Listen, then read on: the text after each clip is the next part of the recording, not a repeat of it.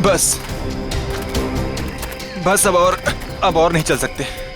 12 घंटे हो गए भूखे पेट लगातार चलते हुए। सिर्फ 12 घंटे ही हुए ना, कोई भी आराम नहीं करेगा। सब चुपचाप चलो। नहीं साहब, अब अगर हम चाहें भी तो साहब हमारे पैर साथ नहीं देंगे। भगवान के लिए साहब थोड़ी देर आराम कर लेने दीजिए। जिस मजदूर के पैर उनका साथ नहीं देंगे, उनके पैरों को इस बंदूक की गोलियों से इनाम दूंगा। अब चलो सब। संभाल कर चाची। रिचा खुद का ख्याल रख सकती है, तुम्हें इसकी चिंता करने की जरूरत नहीं है, समझे? चलो अभी, अब चलो।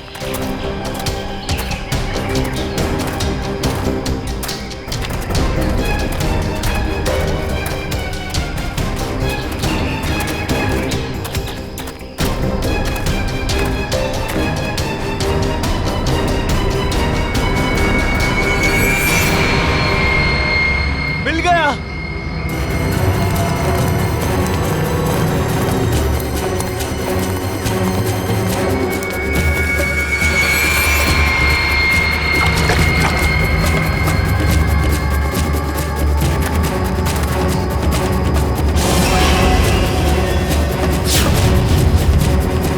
तुम सबने मेरी बहुत मदद की, अब तैयार हो जाओ अपने इनाम के लिए।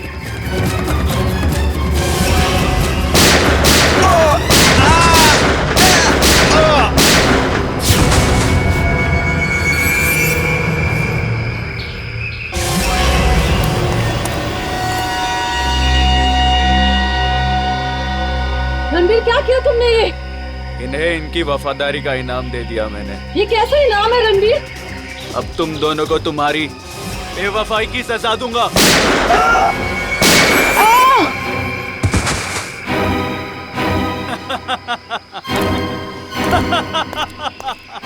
अब मैं अमर हो जाऊंगा।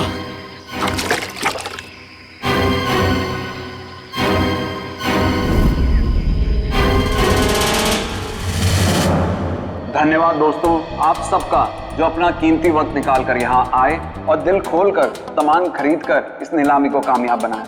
अब बारी है उस नीलामी के आखिरी पड़ाव की, आखिरी खरीद की, जिसका आप सबको बहुत बेसब्री से इंतजार था। दोस्तों, सैकड़ों साल पहले स्पेनिश और पुर्तगाली लोग भारत आए थे मसालों का व्यापार करने के लिए। ये डायरी उसी वक्त उसी दौर की है, और इस डायरी की खास बात यह है कि इसमें क्या लिखा है मुझे नहीं मालूम, और मुझे तो क्या किसी को भी नहीं मालूम सिवाय इसके मालिक के। ये डायरी स्पेनिश सेलर जॉनसन वैंगलर की थी, जिसे सैकड़ों साल पहले मिस्टर राघव ने नीलामी में खरीदा था, और आज उनके पोते मिस्टर सुनील इसको फिर नीलाम कर रहे हैं। मिस्टर सुनील, क्या आपको पता है इस डायरी में क्या लिखा है? जी नहीं। तो फिर ये ऐतिहासिक डायरी आप नीलाम क्यों करना चाहते हैं? इसे पढ़ क्यों नहीं लेते? मुझे कोई फर्क नहीं पड़ता कि डायरी में क्या लिखा है और क्या नहीं, मुझे बस पैसा चाहिए, सिर्फ और सिर्फ पैसा। तो नीलामी शुरू की जाए। नीलामी शुरू करते हैं 10 लाख रुपयों से। 20 लाख। 20 लाख। और कोई? 30 लाख।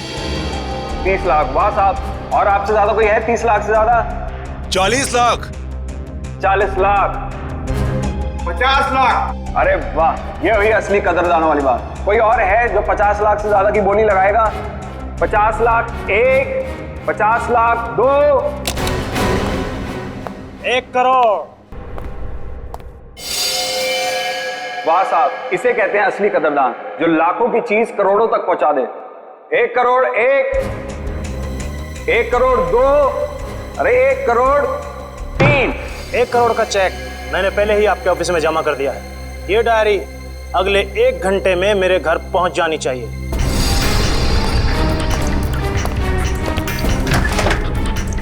जानता नहीं तूने डायरी नहीं, अपनी मौत खरीदी है, मौत।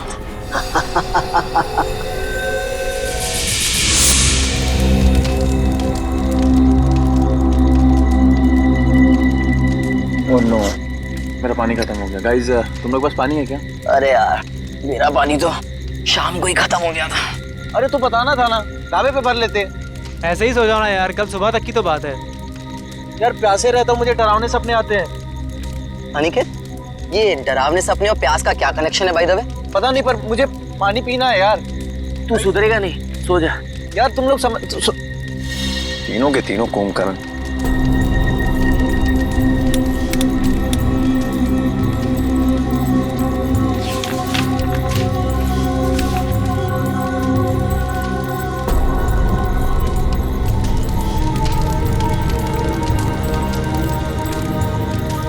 इस नक्शे के हिसाब से तालाब करीब आधे किलोमीटर दूर पे है। प्यास बुझानी है तो तालाब तक तो जाना ही पड़ेगा।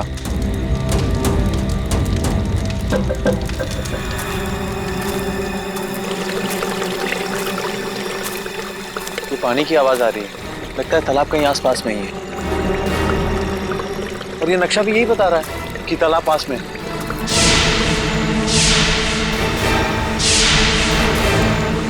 बचाओ बचाओ! ये चीख कैसी है? अरे ये अनिकेत कहाँ चला गया? कहीं ये उसी की चीख तो नहीं? अनिकेत! अनिकेत! अनिकेत! अनिकेत! अनिकेत!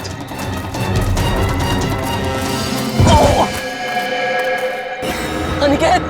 कहीं ये मर गया। क्या? कौन है? ये कौन मार रहा है? भागो भागो भागो भागो यार भागो!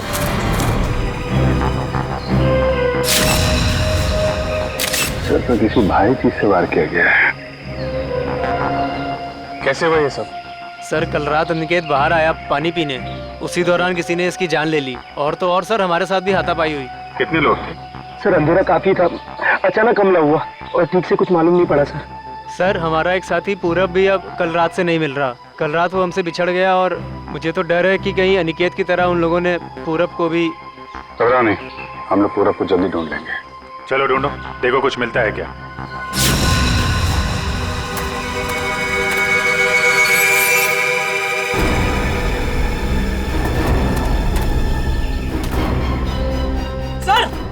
सर जल्दी आइए। ठीक तो ना तुम? अरे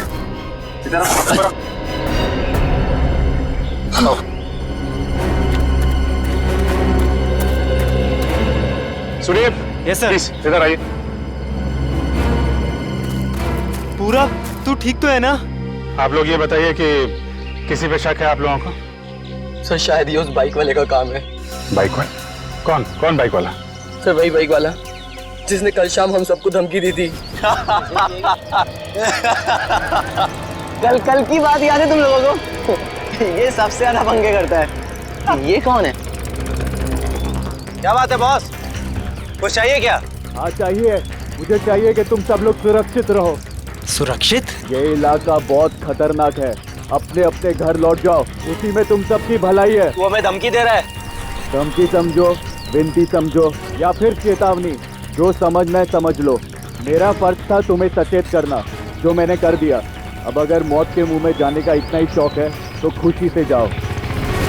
सर शायद वो 100 किलोमीटर से हमारा पीछा कर रहा था और जिस ढाबे पे हम लोग रुके थे सर वो भी वही रुका था। और उस आदमी का चेहरा नहीं याद है आप लोगों को? नहीं सर, उसने एक पल के लिए भी हमारे सामने हेलमेट नहीं उतारा। ढाबे में खाना खाते समय तो हेलमेट निकाला होगा ना? ढाबे वाले से पता करो, देखो शायद उसे कुछ याद हो। ठीक है, मैं तो साथ में।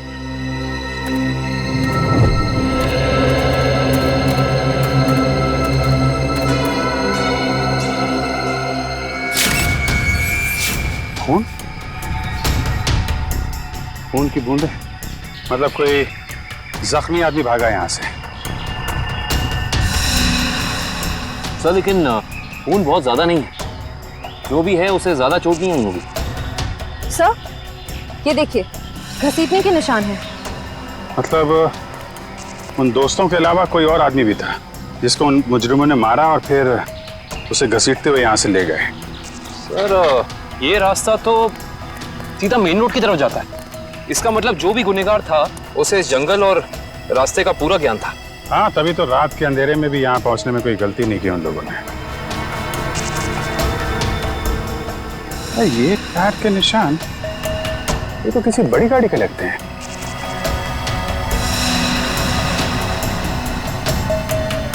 साढ़े 8 इंच। सर ये तो लेस्कॉट गाड़ी के टायर लगते हैं, क्योंकि इतने चौड़े टायर उसी गाड़ी में होते हैं।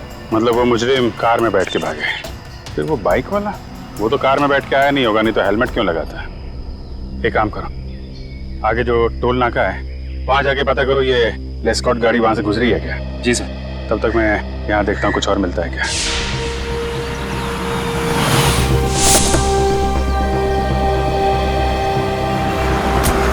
यही है वो ढाबा जहाँ मैं और मेरे दोस्त खाना खाने के लिए रुके थे। अरे आइए आइए सर जी, बैठिए। गर्मा गर्म दाल मखनी बनाई है, लगा दूं 5 प्लेट है मक्खन मार के। जी हम लोग खाने पीने नहीं आए, हम लोग सीआईडी से। सीआईडी से? क्या हुआ साहब? आपको याद है कल मैं और मेरे कुछ दोस्त आपके ढाबे पे खाना खाने के लिए रुके थे? हाँ हाँ, हल्का हल्का याद तो आ रहा है, पर आपको इतनी चोट कैसे लगी? कल रात इनके ऊपर हमला हो गया और उस हमले में इनके दोस्त अनिकेत की मौत हो गई। हे भगवान, ये हो क्या रहा है आजकल? समाज में दिन ब दिन जुर्म बढ़ता ही जा रहा है। हाँ वो तो है, लेकिन हमें शक है कि इस जुर्म में एक बाइक वाला शामिल है जो कल यहाँ पे आया था। बाइक वाला? जी हाँ, उसने एक ब्लैक बाइकर सूट और ब्लैक हेलमेट पहना था और मुझे अच्छे से याद है उसके पास नलोंजन मॉडल की बाइक भी थी। एक बाइक वाला आया तो था। अच्छा, उस बाइक वाले के बारे में कुछ याद है आपको? कैसा दिखता था वो? साहब इतना तो याद नहीं, लेकिन शायद रामू को पता होगा। रामू जरा इधर आना, जरा बताना साहब लोगों को उस बाइक वाले के बारे में। जब उसने हेलमेट उतारा था तो मैंने एक ही झलक देखा था सेठ जी। बहुत अजीब आदमी था, अजीब तरीके से बर्ताव कर रहा था। देखो, तुमने उसकी एक झलक देखी ना, तुम्हें जो कुछ भी याद है हमारे लिए उसका स्केच बनवाओ। हाँ इशिता, ठीक है, कोशिश जारी रखना। क्या हुआ श्रेया? सर, सारांश का अभी तक पता नहीं चल पा रहा।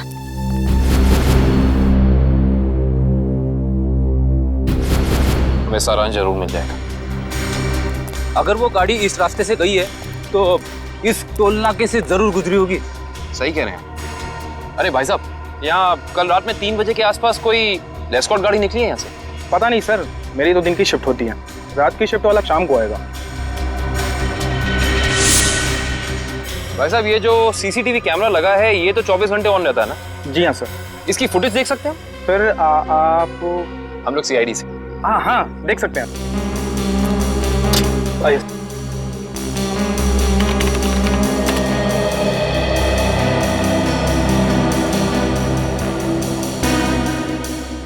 ये देखिए, लेस्कॉट गाड़ी रात के 2:55 को यहाँ से गुजरी है। लगती तो वही गाड़ी है, जरा रिवाइंड करिए।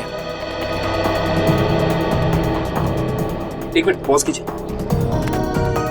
अरे, ना तो ड्राइवर दिख रहा है और ना ही गाड़ी की नंबर प्लेट। थोड़ा जूम कीजिए।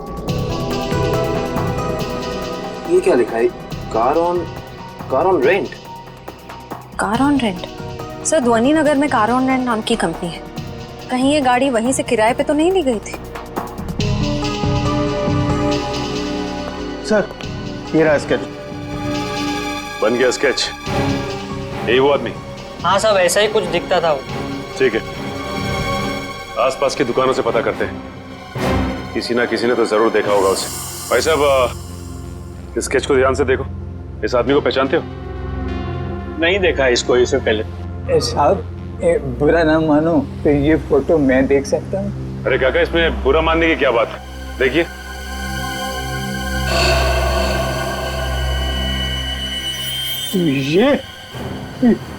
ये कैसे हो सकता है? नहीं, ये नहीं हो सकता, ये नहीं हो सकता, असंभव, असंभव। अरे काका, क्या नहीं हो सकता? क्या संभव है? ये नहीं हो सकता, रणवीर वापस नहीं आ सकता। काका, इस आदमी का नाम रणवीर है? हाँ हाँ, मैं उसे अच्छी तरह जानता हूँ, कभी नहीं भूल सकता उसे। काका, इस आदमी के बारे में आप जो कुछ भी जानते हैं प्लीज हमें बताइए। बहुत पुरानी बात है, तकरीबन 73 साल पहले मैं जब बच्चा था तो एक रात को मैंने उसे अपने पिताजी से बातें करते हुए सुना था। मदन, मेरी बात मानो, अगर तुमने मुझे उस तालाब को ढूंढने में मदद की तो तुम्हारी जिंदगी हमेशा हमेशा के लिए बदल जाएगी। मेरी जिंदगी जैसी भी है ठीक है, आप मुझे इस सबसे दूर ही रखें तो अच्छा होगा। देखो, इस इलाके से जितनी अच्छी तरह तुम परिचित हो वैसा इस गांव में कोई नहीं है। इनकार मत करो, तुम ही मुझे मेरी मंजिल तक पहुंचा सकते हो। ये सिर्फ मेरा सपना ही नहीं, मेरा जुनून भी है। बहुत ही गलत जुनून चुना है आपने रणवीर जी। अगर आप प्रकृति के नियमों के खिलाफ जाएंगे तो प्रकृति आपको कहीं का नहीं छोड़ेगी। वो जगह शापित है, शापित, ना जाने कितने लोगों की जान ले चुकी है। भूल जाए अपने इस सपने को। क्या तुम भूल सकते हो अपनी बीवी को, जो इस वक्त अस्पताल में जिंदगी और मौत के बीच में झूल रही है? नहीं ना? वैसे ही मैं अपने सपने को नहीं भूल सकता। जरा सोचो, अगर वाकई उस तालाब के पानी में मौत को हराने की ताकत है तो तुम्हारी पत्नी को एक नई जिंदगी मिल सकती है। सोच क्या रहे हो मदन? हम एक दूसरे की मदद से अपने आने वाली जिंदगी को सुधार सकते हैं। तो बोलो, मंजूर है?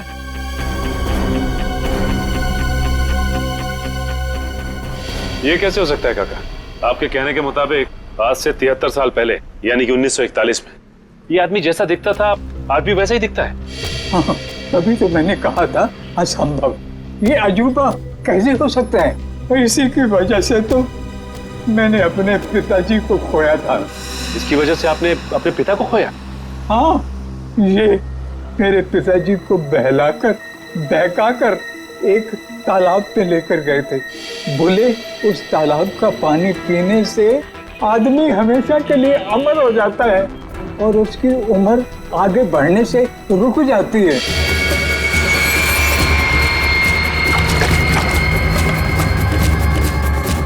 ये कैसा तालाब है काका? मेरे पिताजी तो वापस नहीं आए, शायद उसे वो चमत्कारी तालाब मिल गया होगा और उसी की वजह से आज तक 73 साल पहले जैसा अभी तक वैसे का वैसा ही दिखाई दे रहा है। काका ये कैसी बातें कर रहे हैं आप? ये सारी बातें किस्से कहानियों में होती हैं, असल जिंदगी में इनका कोई लेना देना नहीं, समझे? बिना आग के कभी धुआं नहीं उठता बेटा। तुम भले ही ना मानो, लेकिन उस तालाब के पानी में कोई शक्ति है जो मौत को भी पराजित कर सकती है। सर पूरा जंगल छान मारा लेकिन कोई सुराग नहीं मिला। एक मिनट वो देखो, ऐसा लगता है यहाँ हाल फिलहाल में ही खुदाई हुई है। तो देखो। Yes sir.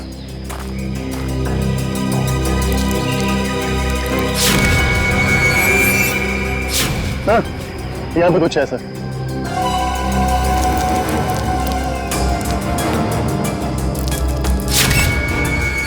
माय गॉड, ये तो सालों पुराना कंकाल लगता है। सर मुजरिम लाशों को जंगल में दफनाते थे ये तो पता था, पर पहली बार मुजरिम इतना सालों पुराना कंकाल जंगल में दफनाने आए। पता नहीं वंश, दफनाने आए थे या फिर निकालने। गुड मॉर्निंग डॉक्टर साहब। What is so good about this morning? ये लो, हेलो हाय ना करो तो नाराज और करो तो मुश्किल। अरे इतने उखड़े हुए क्यों हैं सर आप? भाई साहब, जब आपको पता लगेगा ना कि अनिकेत की मौत कैसे हुई, आप भी इतने ही उखड़ जाएंगे। सर जरूर किसी हथौड़े या डंडे से वार किया होगा। सर इससे पहले भी हम ऐसे केस सुलझा चुके हैं। मगर निखिल, पहले के केसेस में और इस केस में फर्क है, और वो ये कि जिस हथियार से अनिकेत के सर पे वार किया गया है वो हथियार 100 साल पुराना है। क्या? 100 साल पुराना? उड़ गए होश? उखड़ गए ना? भाई साहब, अनिकेत के सर पर से मुझे लोहे और लकड़ी के छोटे छोटे टुकड़े मिले हैं और ये टुकड़े 100 साल से भी ज्यादा पुराने हैं। लोहे और लकड़ी के टुकड़े? मतलब हथियार कोई ऐसी चीज है जिसमें लोहा भी है और लकड़ी भी? हाँ, आइए मैं दिखाती हूँ।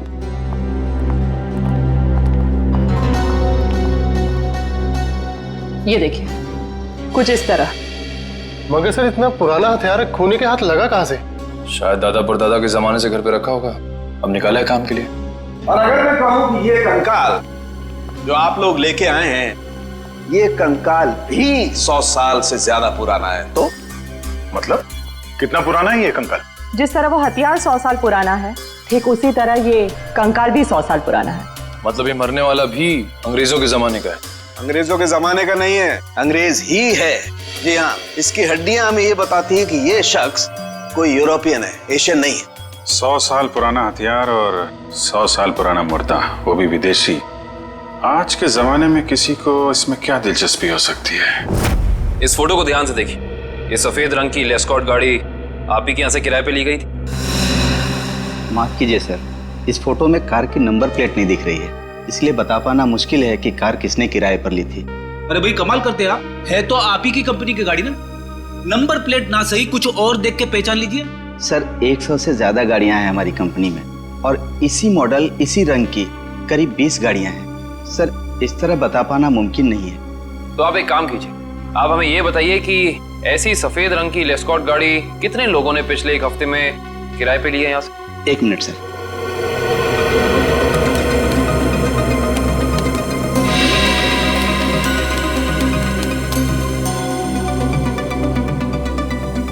सर कुल मिलाकर 7 लोग हैं जिन्होंने पिछले हफ्ते सफेद रंग की लेस्कॉट कार किराए पर ली थी। गुड। अब हमें इन 7 की पूरी जानकारी चाहिए। ठीक है सर। देखते हैं क्या पता चलता है। 5 लोगों से पूछताछ कर चुके, बच्चे 2। इन्हीं में से कोई एक है जो इस केस की अगली कड़ी साबित होगा। हाँ, लेकिन फ्रेडी जी, ये पता करने के लिए भी रिसेप्शन पे कोई होना चाहिए। यहाँ तो कोई है ही नहीं। हाँ, यहाँ तो कोई दिख ही नहीं रहा है। जी नमस्ते, कहिए। हम लोग CID से। एक्चुअली अमर नाम के एक इंसान की तलाश में हैं हम। बात यह है कि उसने सफ़ेद रंग की एक लेस्कॉट गाड़ी को हायर किया और अपने एड्रेस की जगह उसने आपके इस होटल का एड्रेस दिया, इसीलिए हम। Just a minute. मिस्टर अमर, वो तो कल ही चेकआउट कर गए। अच्छा, आपने अपने रिकॉर्ड्स के लिए उसका कोई ID प्रूफ तो लिया होगा ना? लाइसेंस, पैन कार्ड वगैरह दिखाइए जरा। मैडम, लिया तो था, लेकिन आज ही सुबह हमारे कंप्यूटर का हार्ड ड्राइव क्रैश हो गया और उसी के साथ सारा डेटा चला गया। माफ कीजिएगा। अच्छा, ये अमर दिखता कैसा था? उसका हुलिया कैसा था? आप कमरा नंबर 701 वाले अमर सर की बात कर रहे हैं ना? हाँ राजू, उसी के बारे में बताइए इन लोगों को। क्या था उसका हुलिया?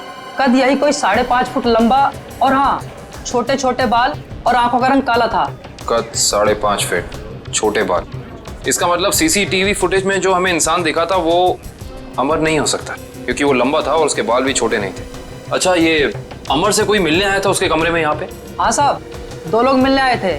उनमें से एक का नाम संजय था और दूसरे का कुछ और कल साहब उन लोगों ने दारू पीकर काफी झगड़ा भी किया था। झगड़ा? तुम्हें पता है किस बारे में ये झगड़ा हुआ था? ये तो मैं नहीं बता सकता साहब, लोग अक्सर दारू पीकर बहक जाते हैं। कोई ऐसी बात जो तुम्हें याद हो जो वो लोग कर रहे थे? कुछ याद है? हाँ साहब, कुछ अजीब चीजों के नाम ले रहे थे, जैसे फावड़ा, कुल्हाड़ी, कुदाल। मतलब ऐसा सामान जो जमीन की खुदाई में काम आता है। चलो, इससे ये तो पता चल गया कि जंगल में वो जमीन खोदी किसने थी। जिस तरीके के औजारों की बात वो वेटर कर रहा था, उससे तो यही लगता है कि ये संजय एक आर्कियोलॉजिस्ट है। संजय आर्कियोलॉजिस्ट, जो अमर के साथ वहाँ गड़े हुए मुर्दे उखाड़ने गया था। जरूर कुछ न कुछ खास बात है उस पुरानी लाश में, वरना कोई इतने सालों बाद सोते हुए मुर्दे को क्यों जगाएगा? और शायद अनिकेत ने उन्हें ये खुदाई करते देख लिया, जिसकी कीमत उसे अपनी जान देके चुकानी पड़ी। लेकिन उस बाइक वाले का क्या, जिसे उस बुढ़े आदमी ने पहचान लिया था? उसके मुताबिक तो वो तालाब का पानी पी के हमेशा के लिए अमर हो गया। फ्रेडी, इस दुनिया में कोई आदमी अमर नहीं होता। जरूर उस बुढ़े आदमी का कुछ ना कुछ हाथ है इस अपराध में। सर, इस बाइक वाले के बारे में बड़ी अजीब बात पता चली है। क्यों? ऐसी क्या अजीब बात है? ये देखिए सर, इस अखबार की तारीख 13 जून 1941, यानी कि आजादी से भी पहले। आश्चर्य सर, ये आदमी उस वक्त से वांटेड है। इसने उस वक्त भी कुछ लोगों के खून किए थे। बहू, वही आदमी? ये कैसे हो सकता है? अभिजीत, अगर ये मान के चले कि 1941 में इस आदमी की उम्र 20 साल रही होगी, तो उस हिसाब से तकरीबन आज जिसकी उम्र 90 साल से ज्यादा हो, 90 साल का कोई आदमी इतना जवान कैसे दिख सकता है? हाँ पंकज, ओके ठीक है सर। संजय के घर का पता चल गया, खातीपुरा में रहता है वो। खातीपुरा?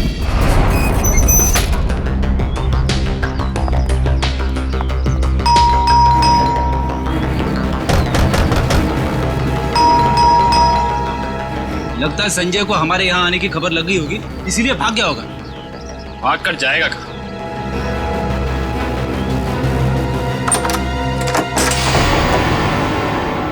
अच्छी तरह से तलाशी लो इस घर की, कुछ ना कुछ तो जरूर मिलेगा।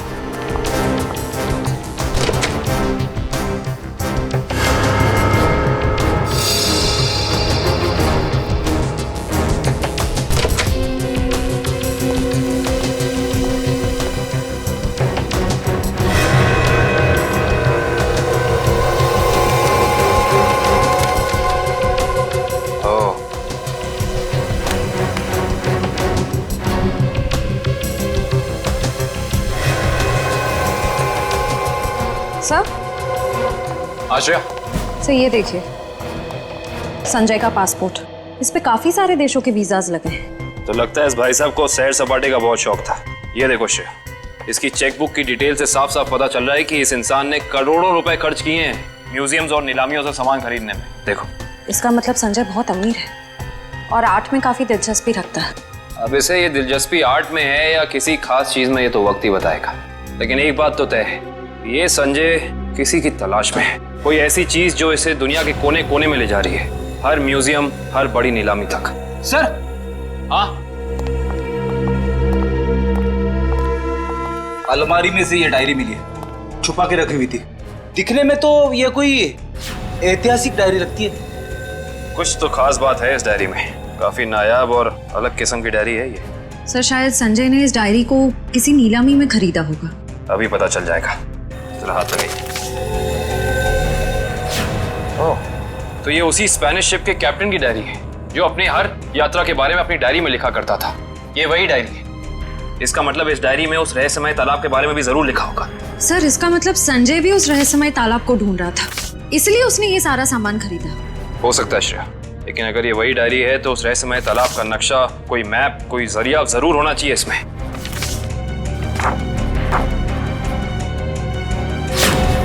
कमाल है, इस डायरी में तो ऐसा कुछ भी नहीं है, कोई नक्शा, कोई जरिया, कोई रास्ता, कुछ नहीं। लेकिन इससे एक बात तो तय हो गई कि इस रहस्यमय तालाब को ढूंढने में दोनों अमर और संजय साथ मिलकर काम कर रहे थे। इसका मतलब हमें इस कमरे में कुछ ना कुछ जरूर मिलेगा। छानबीन करो।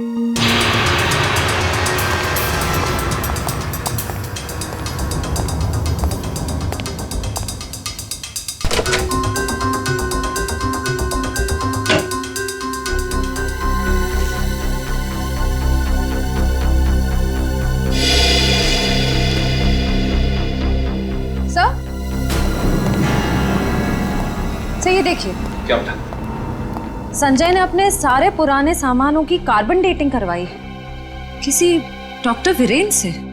Carbon dating? इसका मतलब तो साफ है कि संजय अपने हर सामान के बारे में पता करना चाहता था कि वो असल में कितना पुराना है। ओ, तो ये है डॉक्टर वीरेन, और इस फोटो से तो साफ साफ पता चलता है कि ये कॉलेज में संजय का प्रोफेसर था।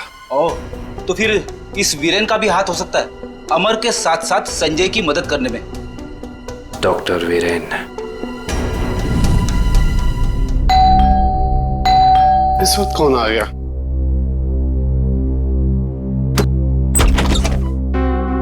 आप लोग? हम लोग सीआईडी से, डॉक्टर वीरेन से मिलना है। अभी बुला था सर। आप लोग बैंक से आए ना? नहीं साहब, ये सीआईडी से आए सर। सीआईडी? इसे पहचानते हैं आप? जी नहीं। किसने मारा इसे? हमें पता होता तो अब तक मुजरिम सलाखों के पीछे होता। देखिए, मैं इस मामले में आपकी कोई मदद नहीं कर सकता। चलिए, इस मामले में ना सही, लेकिन किसी और मामले में हमारी मदद कर दीजिए। मैं कुछ समझा नहीं। मैं समझाता हूँ। आप हमें उस रहस्यमय तालाब के बारे में बताइए, जिसका पानी पीकर इंसान कभी मरता नहीं है, जवान रहता है, अमर हो जाता है। ये क्या मजाक कर रहे हैं आप? अगर ऐसा कोई तालाब होता तो दुनिया में मौत नाम की चीज ही नहीं होती। कमाल करते हैं आप भी। हमें तो लगा कि आपके स्टूडेंट संजय ने आपको सब कुछ बताया होगा, लेकिन उसने आपको तालाब के बारे में कुछ नहीं बताया लगता है। संजय? तो आप संजय को जानते हैं? सिर्फ जानते ही नहीं, उसके घर होकर आ रहे हैं, जहाँ हमें पता चला है कि वो अपनी हर पुरानी चीज की कार्बन डेटिंग डॉक्टर वीरेन से कराता है, यानी कि आप। देखिए, संजय एक आर्कोलॉजिस्ट है और ये तो उसके एक काम का हिस्सा है। हिस्सा? हिस्से से याद आया कि आपके हिस्से की कॉफी ठंडी हो रही है डॉक्टर साहब, पी लीजिए। ठंडी कॉफी पीने में कोई मजा नहीं है। वैसे ये कॉफी का दूसरा कप किसके लिए? इस घर में और भी कोई है क्या? हाँ साहब, अभी भी। तुम जाओ। ये अभी मेरा दोस्त आया था, उसी का है। नहीं, आपके दोस्त का नाम संजय तो नहीं? देखिए वीरेन साहब, आप शक्ल से तो निहायत ही शरीफ इंसान लगते हैं। अब इस संजय की वजह से आपको जेल में जाकर चक्की पीसनी पड़े, हम में से किसी को भी अच्छा नहीं लगेगा। मैं वाकई नहीं जानता कि संजय कुछ गैर कानूनी काम कर रहा है। लेकिन अब तो पता चल गया ना, आपकी भलाई इसी में है कि जो कुछ भी है सच सच बता दो। देखिए, संजय को कुछ पोर्तुगली एक्सप्लोरर का सामान मिला था, उसमें लैटिन भाषा में कुछ लिखा हुआ था। उसका मतलब जानने के लिए वो मेरे पास आया था। इसका मतलब वो मुर्दा उसी पुर्तगाली एक्सप्लोरर का होगा और उसी की सामान की तलाश में संजय जंगल में गया था। क्या लिखा था लैटिन भाषा में? उसमें एक गुफा का नाम लिखा था, सिनारी गुफा। शिनारी गुफा। अरे बाप रे, अरे बाप रे बाप, पूरी बॉडी बज रही है। यहाँ पे आके मैंने अपनी बहादुरी तो दिखा दी, अब बता भी देता हूँ, कुछ नहीं है यहाँ पे। चलिए वापस चलते। अरे रुकिए रुकिए रुकिए फ्रेडी जी, इतनी बहादुरी दिखाई है तो थोड़ी और दिखा दीजिए। सर, हाँ सर। ये देखिए, अजीब निशान बने हुए हैं।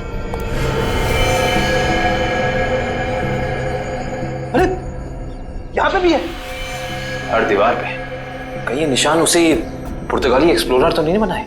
ये निशान हमें उस तालाब तक पहुंचने का रास्ता दिखा रहे हैं शायद। अंदर चल के देखते हैं।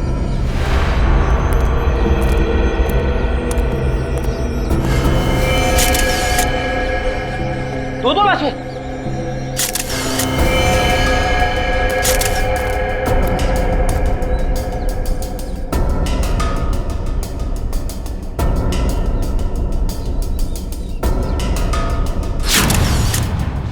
ये तो संजय है। और सर, हो ना हो ये जरूर अमर की लाश है। ये देखिए, होटल के वेटर ने हमें जो हुलिया दिया था, ये हूबहू वैसा ही है। लगता है ये दोनों यहाँ पे उस तालाब की तलाश में आए थे जिंदगी को अमर बनाने और बदले में मिली मौत। है कौन वो आदमी जो तालाब की खोज करने वाले लोगों का खून कर रहा है? जरूर कोई ऐसा है फ्रेडी जी जो नहीं चाहता कि उसके अलावा इस तालाब के बारे में किसी और को पता चले। सर, हो ना हो ये काम जरूर रणवीर का ही होगा, क्योंकि जब संजय खुदाई कर रहा था तब रणवीर भी वहां मौजूद था। सर, हाँ, यहाँ पे जूतों के निशान है, ये देखिए, अलग अलग जूतों के निशान दिख रहे हैं। कम से कम 5 लोगों के होंगे। सही कह रहे हैं आप। 2 तो अमर और संजय के होंगे, 1 रणवीर का, बाकी 2 निशान। इसका मतलब साफ है, इस गुनाह में 2 और लोग शामिल हैं, लेकिन कौन? सिंबल्स को देख के लगता है कि ये हमें उस चमत्कारी तालाब का रास्ता बता रहे हैं। जाने कितने साल पहले बनाए गए होंगे ये निशान, तालाब की तलाश में। और इन निशानों के अंदर ही वो चाबी छुपी है जिससे हम इस केस का ताला खोल सकते हैं। अरे सर, ये तो एक टापू बन गया, और इसके बीचों बीच में है ये तालाब। मगर सर, ये टापू है कहाँ पे और हम यहाँ तक पहुंचेंगे कैसे? इसका पता चल जाएगा निखिल, अगर हम इन निशानों की भाषा समझ पाए, उनको अक्षरों में बदलेंगे तो पता चलेगा। सर, इस तरह के निशान मैंने पजल्स की किताबों में देखे हैं। अब पजल के साथ हायरोग्लाइफिक अल्फाबेट बुक भी आती है ना? हाँ सर। वंश, जल्दी से जाकर किताब लेके आओ। Okay sir.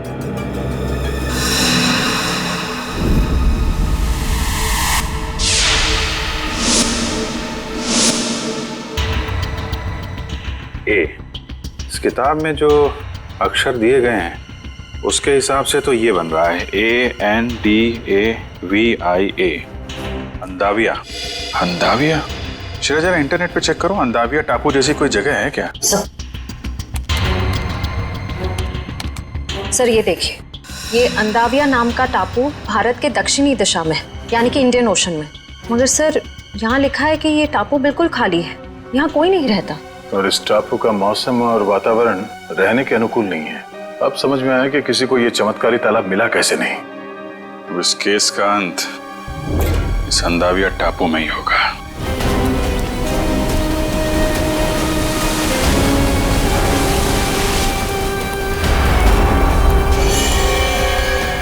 वहां पे देखो, वहां पे कुछ है। सर, लगता है किसी ने आग जला के कैंप फायर किया है। वही लोग होंगे जो तालाब की तलाश में यहाँ पे आए थे।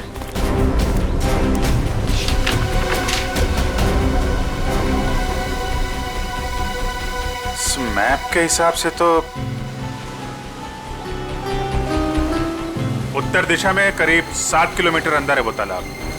एक काम करते हैं, यहाँ से सब लोग अलग अलग हो जाते हैं, किसी को कुछ भी मिलता है फौरन एक दूसरे को इन्फॉर्म करेंगे। Okay? Yes sir. Sachin,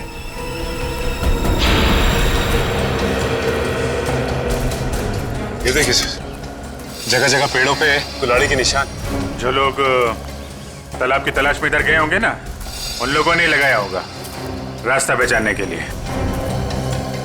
oh my God, कंकाल।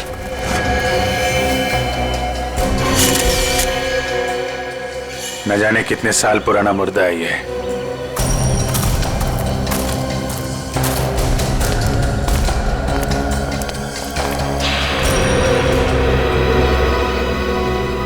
धुआं अभी भी निकल रहा है। आग जले शायद ज्यादा देर नहीं हुई अभी। एक और कंकाल सर।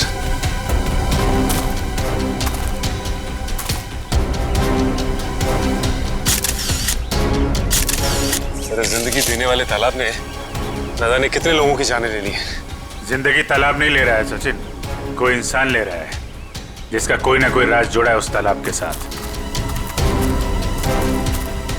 और न जाने कितने कंकाल देखने को मिलेंगे। ये तो ट्रैप है, कोई आ रहा है।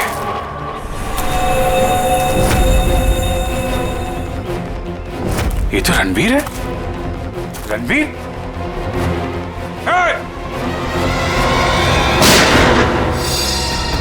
गोली चलने की आवाज इस तरफ से आई। कहीं उनको कुछ हो तो नहीं है? चलो।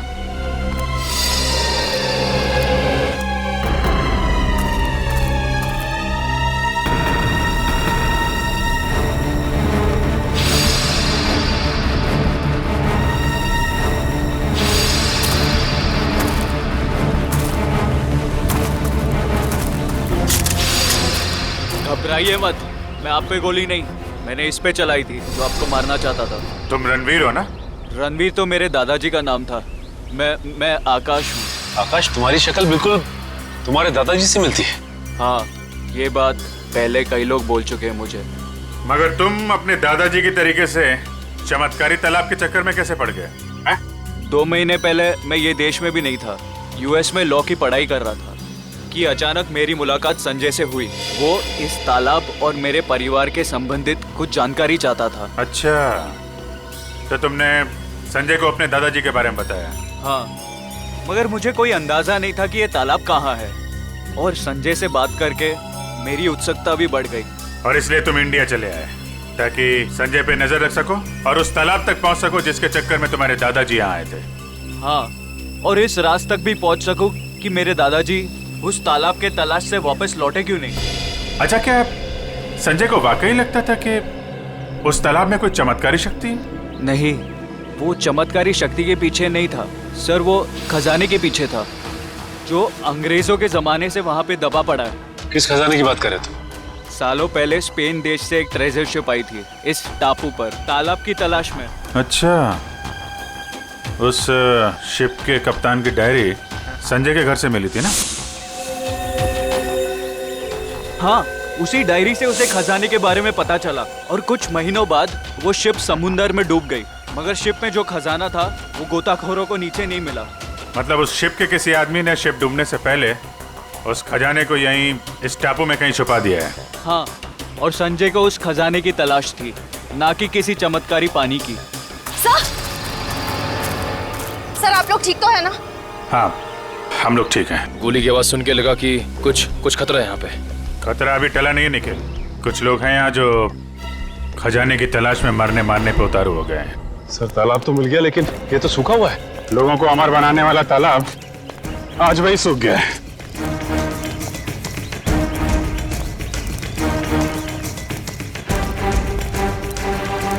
सर,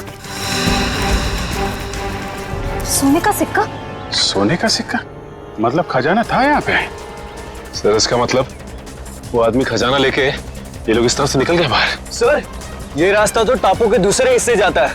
मैं भी वहीं से आया था और उन लोगों की नाव भी वहीं पे थी। टापू की दूसरी तरफ? हाँ, रोकना होगा उन्हें। जल्दी आओ तुम लोग, आ जाओ आ जाओ।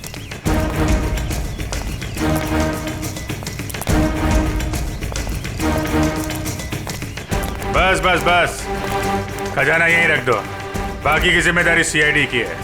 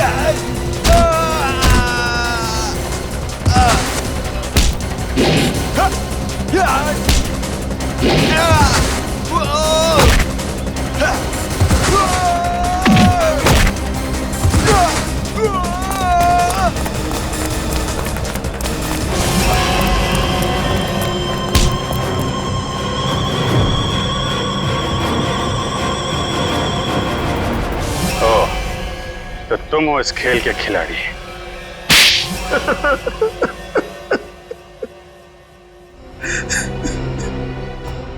हाँ, मैंने ही मारा है अमर को, संजय को और अनिकेत को भी। मगर तुम्हें संजय और अमर के प्लान के बारे में पता कैसे चला? उस दिन जब होटल के बाहर में वो लोग बात कर रहे थे, मैंने उन दोनों की सारी बातें सुन ली थी। हम बहुत जल्द खजाने तक पहुंचने वाले हैं, फिर हम बेशुमार दौलत के मालिक हो जाएंगे।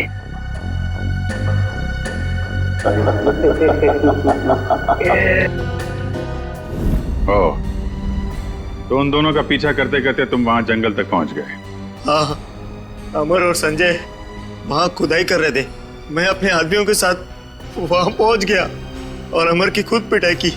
संजय डर गया और इस बात के लिए राजी हो गया कि खजाने का पता लगाकर वो मुझे उसका 90% दे देगा। और अनिकेत ने तुम्हें ये जुर्म करते हुए देख लिया तो उसका भी खून कर दिया तुमने। हाँ, उसकी तो किस्मत ही खराब थी, बेमौत मारा गया। और जब संजय मुझे उस गुफा तक ले गया, मेरा काम खत्म हो गया। उसे जिंदा रखना मैंने जरूरी नहीं समझा। किस्मत तो तुम्हारी खराब है। जिस खजाने की लालच में तुमने इतना बड़ा गुनाह किया, उसका 1 रुपया भी खर्च नहीं कर पाओगे तुम। फांसी होगी तुम्हें।